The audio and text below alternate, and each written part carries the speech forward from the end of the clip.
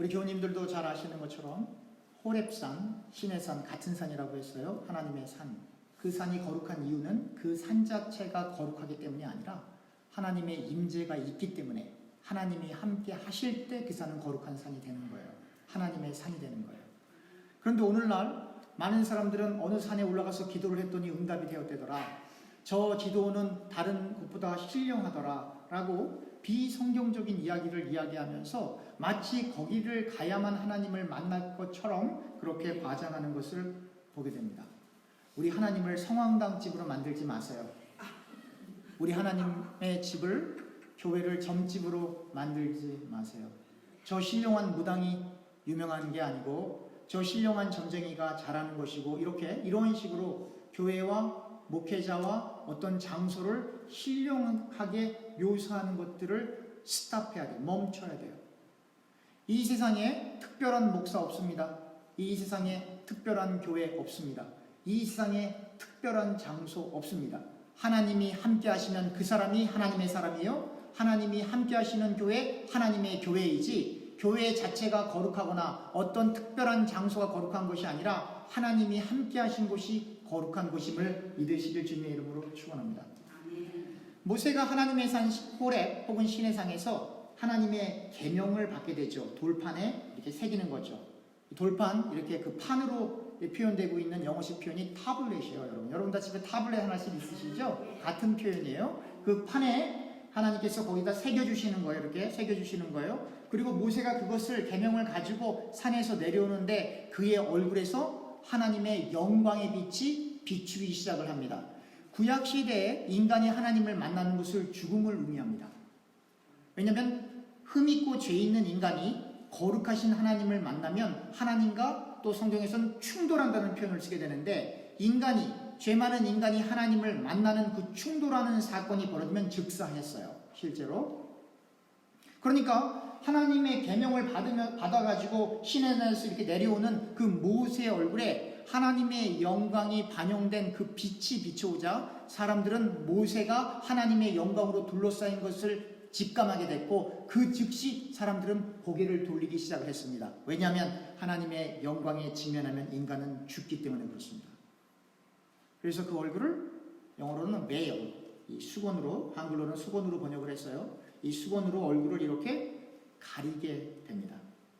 근데 바울이 이렇게 설명을 하는 거예요. 그 모세의 얼굴에 나타났던 그 하나님의 영광이 지속되더냐? 지속되지 않거든요. 그 영광이 얼마만큼이나 지속됐겠어요? 몇 시간 지나면 그 빛이 사라지지 않겠어요? 그래서 바울이 얘기하는 거예요. 그 영광이 fade away, 이렇게 사라지는데도 사람들이 하나님 두려워서 그 하나님의 영광을 이렇게 쳐다볼 수가 없는데 하물며 그리스도의 영광은 얼마나 더 크고 얼마나 더 지속되지 않겠는가라고 설명을 하기 시작을 합니다. 모세가 하나님의 말씀을 받아오는 그 대목도 대단히 귀한 거예요. 그러나 그 계명, 그 율법이 증거하는 것은 무엇입니까? 당신이 죄인입니다.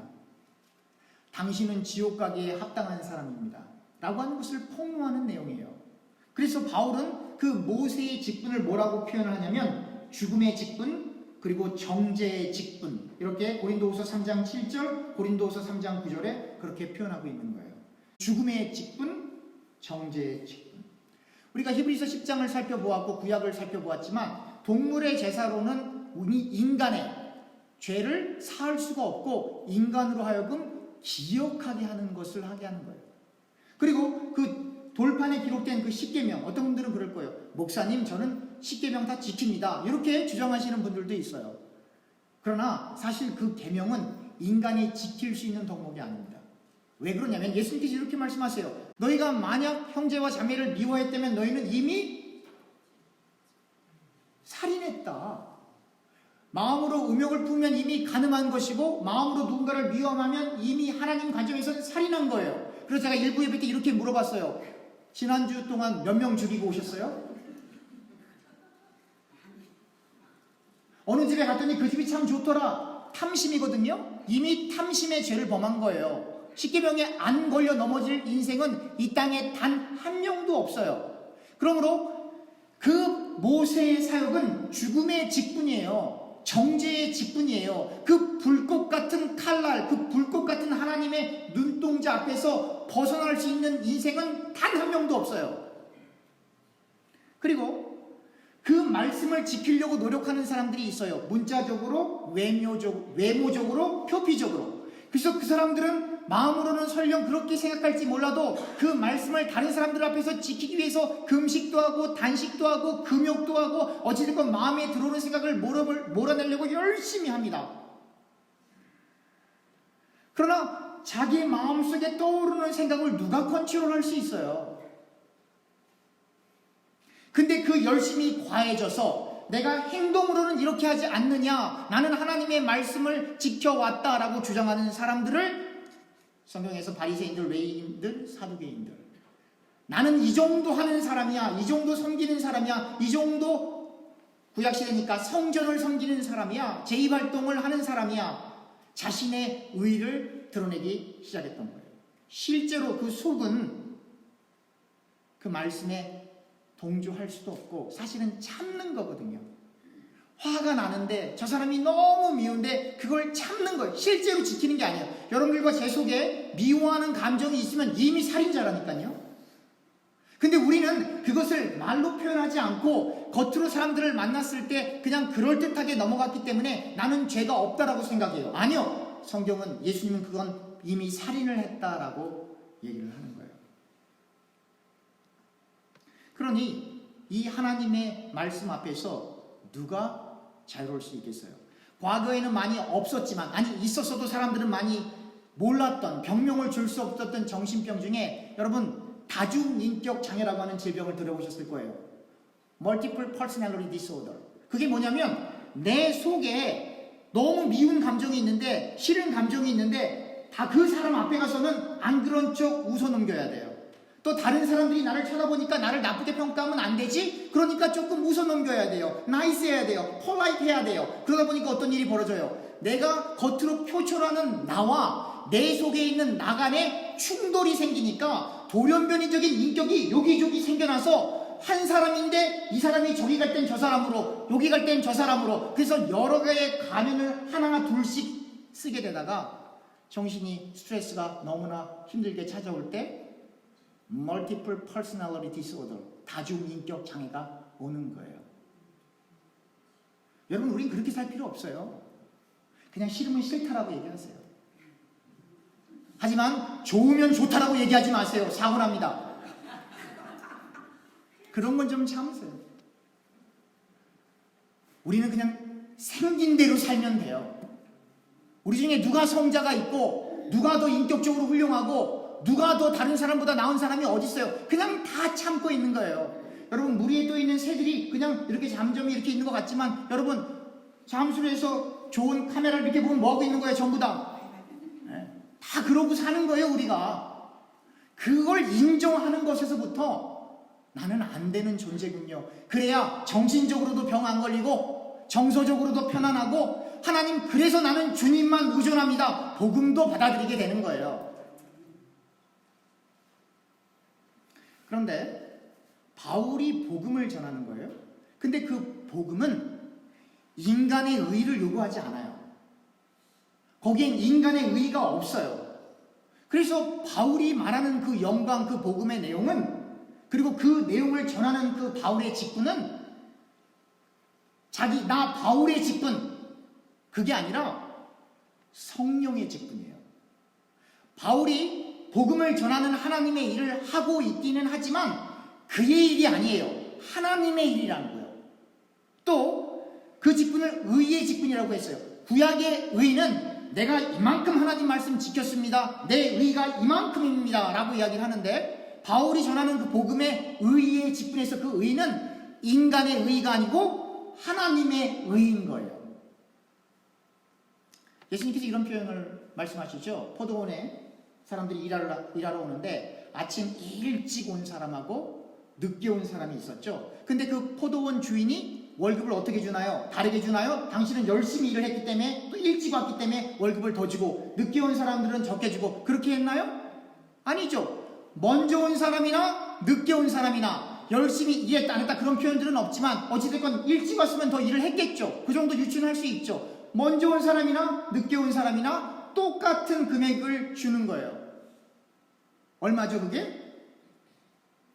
9원. 9원 받는 거예요. 먼저 온 사람이나 늦게 온 사람이나 똑같은 샐러리 9원 받는 거예요. 9원. 웃으셔야 되는데.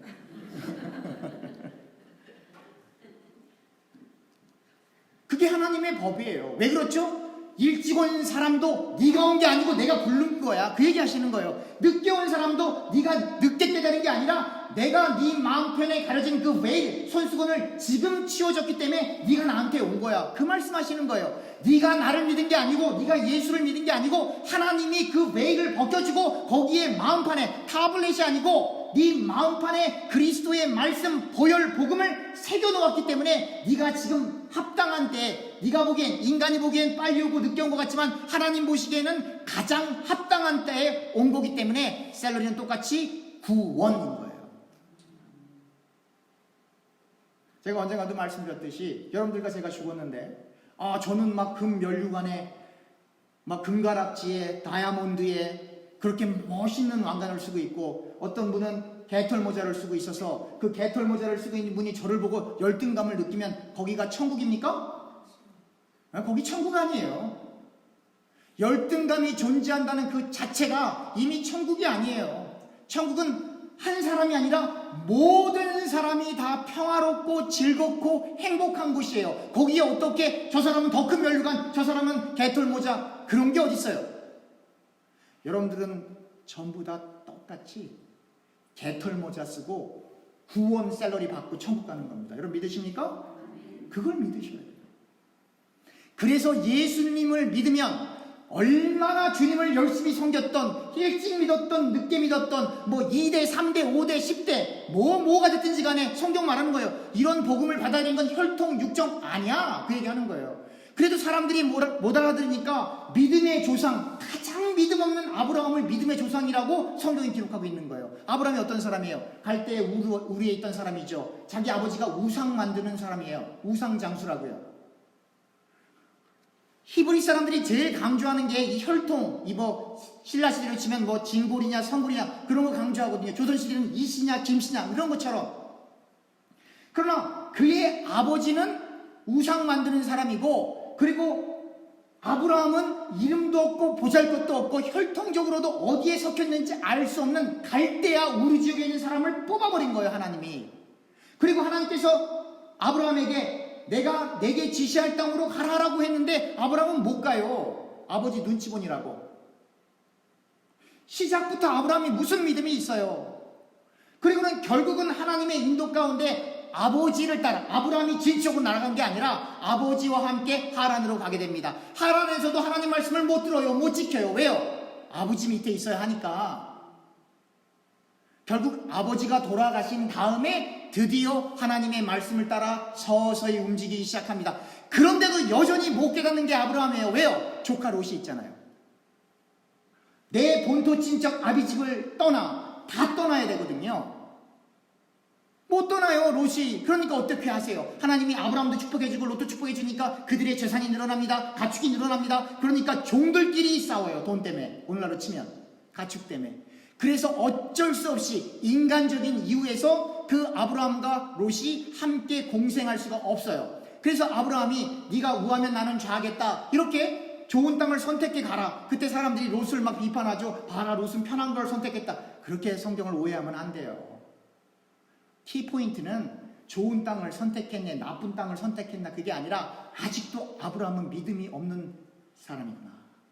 그래서 어쩔 수 없이 하나님께서 인생의 역사를 뒤집어 흔들어서 그들을 separate, 분리시키는 거구나. 이 separate을 다른 말로 따라합시다. 거룩. 그게 거룩이에요. 하나님의 말씀을 따라 분리되는 걸 거룩이라고 하는 거예요. 그래서 어쩔 수 없이 아브라함의 의도와 상관없이 분리되어져서 비로소 아브라함이 홀로 하나님의 뜻을 받드는 사람이 되어 가는 거예요. 아직 된 것도 아니고 멀었어요, 그 길이. 그런데 아브라함에게 어떤 일이 일어납니까? 부인을 뺏기는 일이 벌어지죠.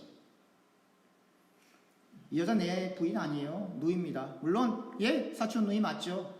그러나 부인이잖아요. 그러니까 자기 살자고 부인을 파는 자리까지 가는 거예요.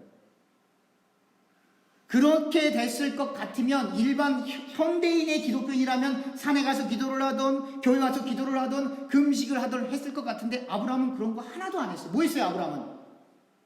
내가 다시는 이런 치욕을 당하면 안 되지. 그리고 집에서 약 300명 되는 용사들을 길러냅니다. 아브라함이 믿음이 있어요? 누가 아브라함 믿음이 있다 그래요? 누구보다도 세속에 가까운 인간이요, 누구보다도 인본주의적이요, 누구보다도 인간적이고, 누구보다도 계산을 잘하고 셈을 잘하는 그런 사람이 아브라함이에요. 그랬더니 어떤 분이 그래요. 목사님 그래도 아들을 모리아 산에서 바치는, 그냥 한번 그 얘기도 해봅시다. 아브라함이 말이죠, 하나님께서 약속하셨어요.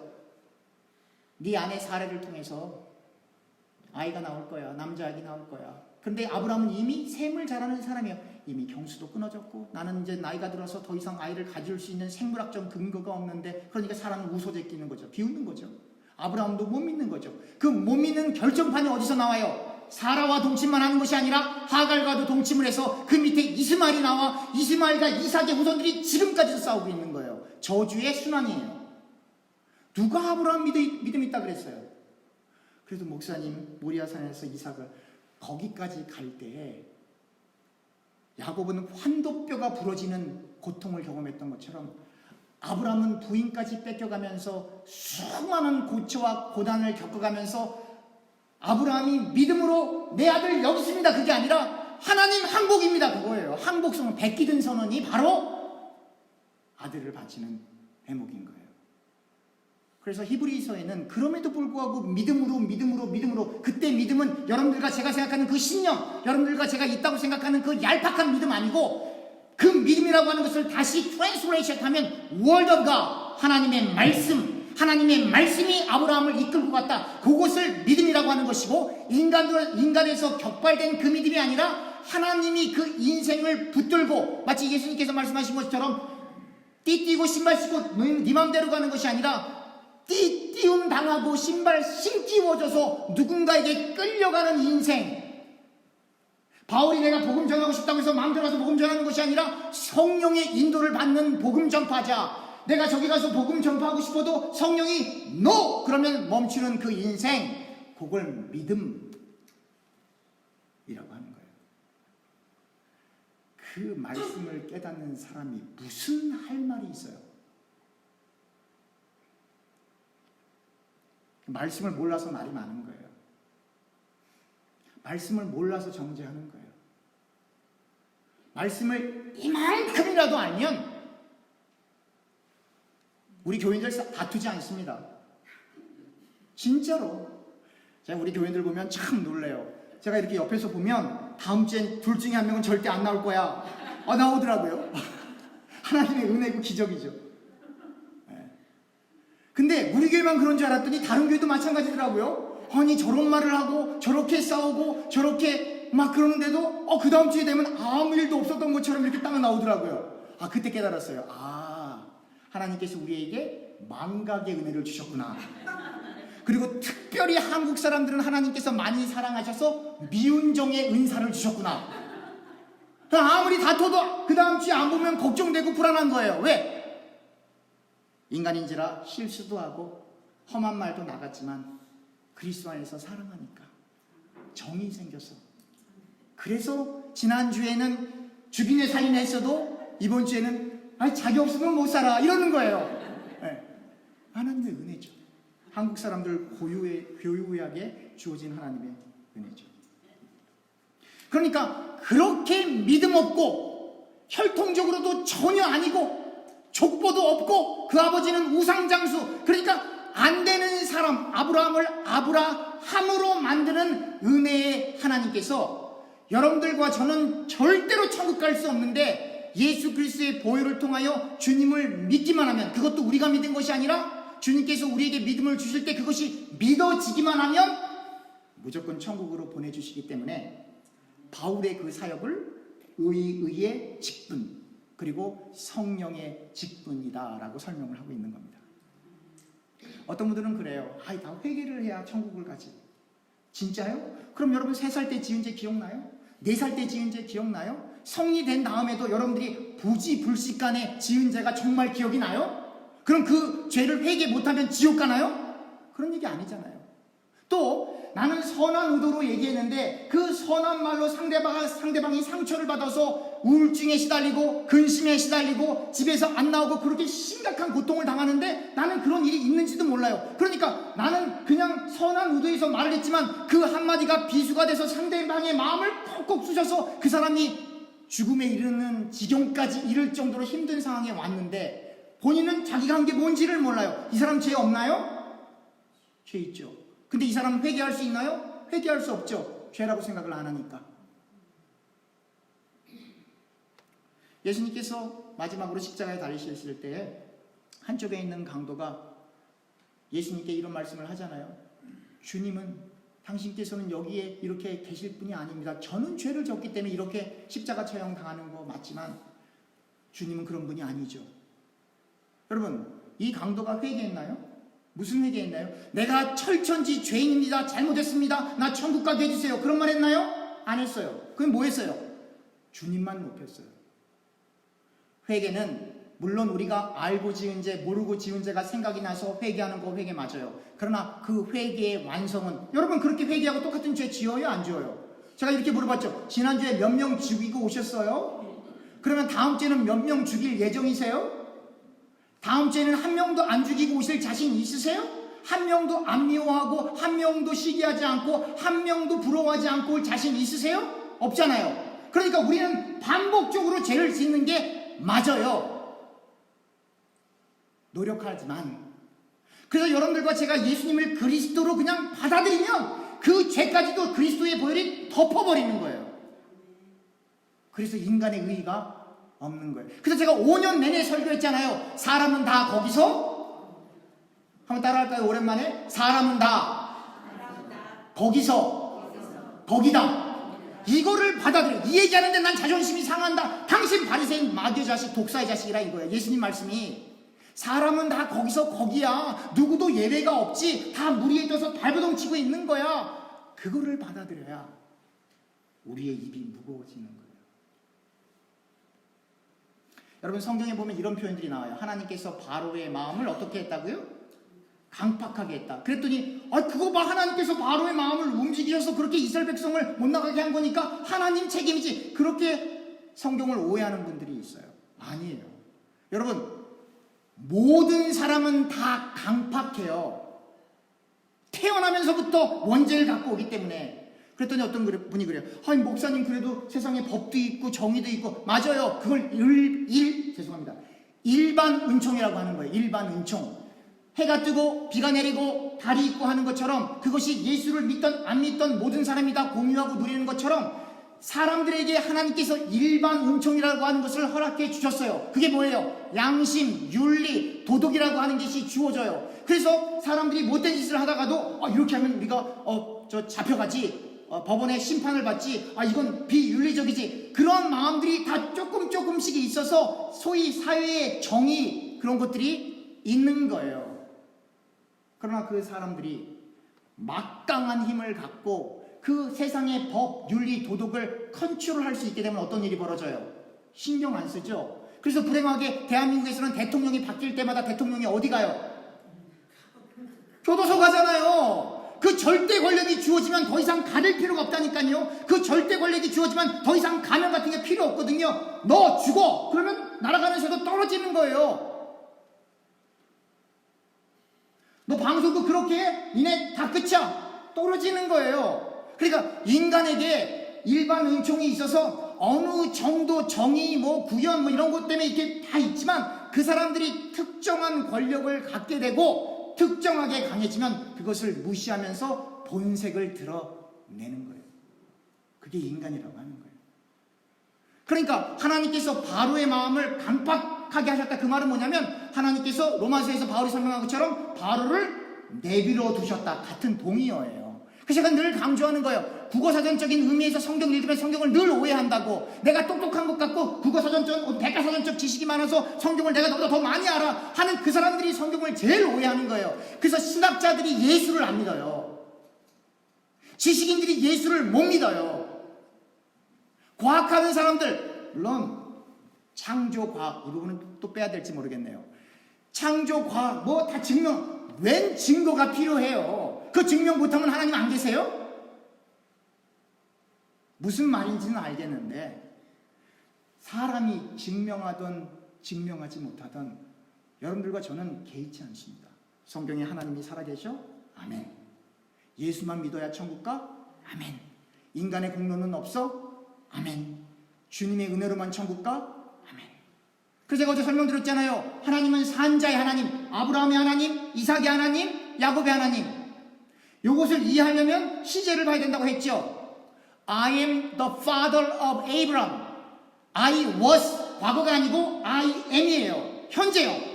근데 그 말을 출애굽기에서 나오지만 신약에서 예수님께서 그대로 인용하신다고요. 그 말은 아브라함이 지금 어디 있다는 거예요? 아브라함이 죽었다는 거예요? 살았다는 거예요? 살았다는 거죠. 아브라함이 지금 어디 있어요? 천국에 계시죠. 이미 부활 신앙이 구약부터 있는 거예요. 사람들이 그래도 의심하니까 안 믿으니까 예수님께서 이런 말씀하시죠. 거지 나사로가 죽어서 누구 품에 있다고요? 아브라함 품에. 거기 어디 상징하는 거예요? 천국. 그러니까 누가 부활신앙이 신약이 처음 나온 거라고 그런 헛소리를 해요. 부활신앙 예수 그리스도는 구약부터 나와 있던 거예요. 오늘 성경에 보니까 이스라엘 백성들이 완고했다 이런 표현들이 나오죠. 왜 그렇죠? 그들의 마음이 신약시대 바울로 옮기면 바울시대의 사람들이 구약시대 사람처럼 마음이 수건으로 가리워졌기 때문에. 그러니까 예수를 안 믿는 게 아니고 못 믿는 거예요. 여러분 말을 똑바로 하셔야 돼요. 예수를 안 믿는 게 아니고 못 믿는 거예요. 왜냐하면 그 마음판이 베일로 수건으로 가려져 있기 때문에. 그럼 누가 예수를 믿을 수 있냐? 그리스도의 영이 그 수건, 그 베일을 테이크업해야 돼. 벗겨내셔야만 하나님의 영광을 거울로, 한글 성경에 뭐 거울처럼 그게 아니고 Behold the glory of God. 하나님의 영광을 직접 보는 거예요. 누굴 통하지 않고. 주님께서 그 베일을 벗겨야지만. 그래서 여러분들이 천주교처럼 저한테 와서 고해성사 안 하고 여러분들이 예수의 이름으로 여러분들이 직접 하나님을 만나는 거예요. 주님께서 여러분들과 저의 마음판에 있는 그 베일을 벗겨내셨기 때문에. 그러니까 모세는 누구를 가리키고 있는 거예요? 한편으로는 예수님을 상징하죠. 하나님과 이스라엘 백성들을 미디에이트하니까 중재자로서. 그러나 그 모세가 하나님의 영광을 직접 뵐 수 있는 자리로 나갔던 것처럼 여러분들과 제가 하나님의 영광을 비홀드할 수 있는 그 자리로 나갔다는 이야기는 모세가 목사 아닙니다. 여러분, 모세가 바로 여러분들이에요.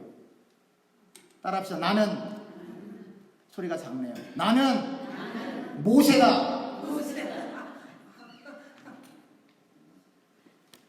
구약시대에는 지성소에 들어갈 수가 없었어요. 왜냐하면 지성소에는 모세 같은 사람만 들어가거든요. 왜 못 들어가냐? 하나님의 영광, 하나님을 만나면 즉사하기 때문에. 제가 설명드렸잖아요. 언젠가도. 그래서 그게 후대로 넘어오면서 제사장들이 지성소 안에 들어갈 때는 어떻게 했어요? 띠고 방을 달았다고요. 그것도 자기가 자발해서 가는 게 아니라 제비를 뽑았다고요. 무서우니까. 들어갔다 못 나오는 일들이 발생하니까. 왜냐하면 그 안에 들어갔다가 범죄한 것이 발각되거나 하나님의 진노가 임하면 그 사람이 그 안에 지성소 안에서 하나님 앞에 제2활동을 하다가 죽어버리니까. 그래서 띠를 띠고 끈을 묶고 방울을 달았다고요. 그래서 제사장이 그 안에 들어가서 이렇게 향을 피고 뭐하고 그러면 딸랑딸랑딸랑 그러면 사람들이 바깥에서 아직 살아있네 그랬다고요. 근데 30분이 지나고 1시간이 지나고 2시간이 지났는데 그 방울 소리가 멈추면 그 제사장은 어떻게 된 거예요? 죽어 있는 거예요. 근데 문제가 있어요. 사람들이 그 안에 들어가서 그 시신을 꺼내올 수가 없어. 왜냐하면 그 안에 들어가면 하나님의 영광과 충돌하기 때문에. 구약의 표현을 그대로 옮기면 충돌하면 죽어버리기 때문에. 그래서 끈을 묶는 목적이 시신 땡기려고 그렇게 했던 거예요. 그런데 그 가려졌던 그 휘장 그리고 그 베일을 주님의 영이, 그래서 성령의 직분, 그 성령 하나님께서 그 베일을 다 거두어 가셨기 때문에 여러분들과 제가 누구에게 의탁하지 않고 직접 예수 그리스도의 보혈을 통하여 하나님을 만날 수 있는 자리로 가게 된 것입니다. 여러분 믿으십니까?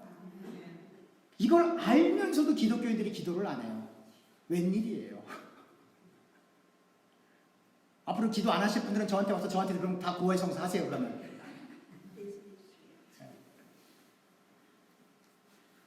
여러분들과 제가 다 이미 모세로 부름을 받았어요. 모세가 목사를 상징하지 않아요. 나를 따르세요. 여러분들이 제가 누군지 알고 저를 따라와요.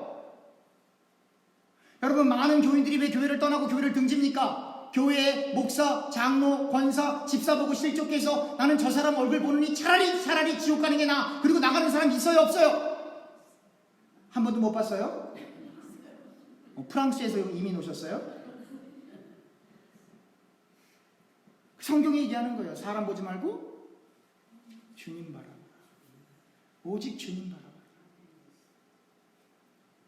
무슨 직분을 가졌든 간에 인간의 의를 더하여 복음을 받아들이면 그 역시 저주받는 자리예요. 아무런 직분이 없어도 저는 죄인이에요. 주님만 바라봅니다. 그 사람은 예수의 자녀인 거예요. 마지막으로 헬라 말로는 알라우테리아, 영어로 번역하면 프리덤이에요. 그리스도의 영을 받아서 그 영이 그 베일을 걷어내게 되면 인간에게 자유가 주어진다라고 얘기하는 거예요. 그리스도의 영이 계신 곳에서는 자유가 있다. 그게 무슨 뜻이에요? 지금 모든 사람들은 죄의 노예가 돼 있어요. 그래서 바로도 그냥 내버려두니까 마음이 강팍해진 거예요. 그러나 바로의 마음처럼 강팍한 마음을 갖고 있는 사도 바울이 다메섹 도상에서 공문서를 가지고 예수 믿는 사람들을 박해하러 내려올 때 주님께서 거기를 인터벤하는 거예요. 인터벤션 하는 거예요. 들어가는 거예요. 그래서 강팍한 마음을 하나님의 말씀의 검으로 쪼개시는 거예요. 그러니까 어떤 일이 벌어져요? 꼬꾸라지는 거거든요. 우리 지금 요한복음 1장을 우리 교동문을 읽었잖아요. 세상이 빛이 왔는데 사람들이 그 빛을 알아보지 못해요. 빛이 얼마나 강한데 그걸 알아보지 못해요. 왜요? 그만큼 흑암의 수건이, 흑암의 베일이 인간의 마음판을 가리고 있기 때문에 환한 빛이 있어서 빛이 있겠구나. 그것을 종교의 씨앗이라고 하는 거예요. 하나님이 있기는 있겠구나라고 막연한 생각이 있는데 그 막연한 생각만 있을 뿐 예수가 안 보이는 거예요. 구약 성경의 계명을 받았지만 그 잠깐 있다가 없어질 그 영광이 결국은 예수 그리스도를 나타내고 있는데 구약을 읽으면서 특별히 이 구약을 한글로는 구약을 했지만 영어 성경을 엄청 읽어보세요. Old Covenant. 구약에 하나님이 맺은 계약. 그래서 신약에서는 계약 신약이 대단히 중요한데요. 이 구약의 계약, 이 구약 성경을 읽으면서도 예수가 안 보이는 거예요. 왜요? 베일로 손수건으로 가려져 있기 때문에. 그래서 그리스도의 영이 임해서 그 사람 마음판에 있는 그 베일, 손수건을 벗기게 되면 창세기를 읽어도 예수가 보이고 출애굽기를 읽어도 예수가 보이고 레위기를 읽어도 예수가 보이고 어떤 선지서를 읽어도 예수가 보여요. 여러분, 예수가 보여요? 안 보여요? 안 보이세요? 여러분 기도하셔야 돼요. 주님, 아직 손수건이 벗겨질랑 말랑하나 보네요. 설교를 들으면 알 것 같은데 직접 읽으면 예수가 안 보여요. 그렇게 솔직하게 얘기해야 돼요. 근데 안 보이는데, 구약을 읽는데 예수가 안 보이는데 보이는 것처럼 신앙생활하면 Spiritual Multiple Personality Disorder, 영적인 다중인격 장애에 걸리는 거예요. 그 사람들은 자기가 병 걸린지도 몰라서 지옥 가는 거예요. 예수가 안 보이면 하나님 앞에 기도하면 돼요. 주님, 오늘 설교를 들어보고 바울 서신을 읽어보니까 모세의 글을 읽을 때 주님이 보여야 하는데 아직 제 눈에는 그 눈이 띄지 않았습니다. 도와주세요. 그 은혜의 복음을 조금 더 깨닫게 도와주세요. 아직도 나는 나를 자랑하고 내 의를 자랑하고 인간의 의 율법에 매여 종교인으로서 그렇게 꼭두각시 인생을 살아가는 마귀의 자녀, 공중권세 잡은 자의 자리 밑에서 종교생활하고 있습니다. 주님, 내 눈을 열어서 내 마음판에 있는 이 수건을 제껴주셔서 주님이 보이게 해주세요. 하나님의 영광을 직접 behold, 바라볼 수 있는 믿음 주세요. 그렇게 솔직하게 기도를 해야 되는 거예요. 안 보이면서 보이는 척 하지 말고, 모르면서 아는 척 하지 말고, 못 깨달았으면서 깨달은 척 하지 말고, 솔직하게 주님, 제가 이렇습니다라고 고백하면 주님께서 그 사람을 받아주는 것입니다. 마지막으로 한번 따라합시다. 생긴 대로. 더 크게 합시다. 생긴 대로 삽시다. 기도하겠습니다.